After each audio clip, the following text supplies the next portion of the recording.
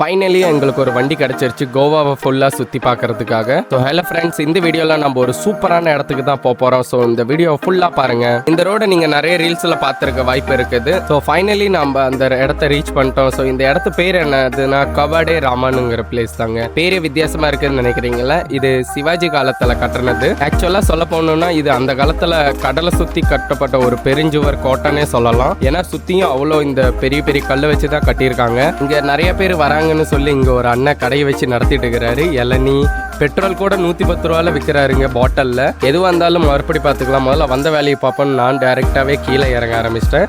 So போக போக ஒரு சூப்பரான அழகான கடற்கரையை நான் பார்த்தேன். ஸோ அந்த வியூ பார்க்க செம்ம சக்கத்தாக இருந்துச்சுங்க. நம்ம நண்பர் வேற ரீல்ஸ் எடுக்க ஆரம்பிச்சிட்டா ஸ்டேட்டஸ் போடுறதுக்காகவே. எப்போ பார்த்தாலும் இந்த கையை எடுத்துக்கிட்டே இருப்போம். இந்த மாரி இடத்துக்குலாம் வந்தால் எனக்குள்ள இருக்கிற அந்த அட்வென்ச்சர் லெவல் வந்து அதிகமாயிருது. ஸோ நான் வேற படப்படன்னு ஏறி இந்த டாப்க்கு வந்து நேரம் நின்றுட்டேன். ஸோ டாப் வியூவிலேருந்து அந்த இடத்த பார்த்துட்டு நாங்கள் கிளம்பிட்டோம் வேற இடத்துக்குங்க.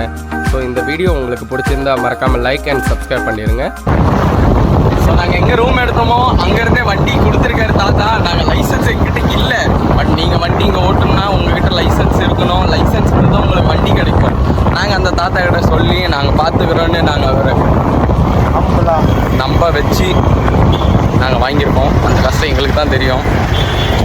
சரி, நாங்கள் உங்களை பட்டர்ஃப்ளை பீச்சில் போய் நாங்கள் உங்களுக்கு பார்க்குறோம்.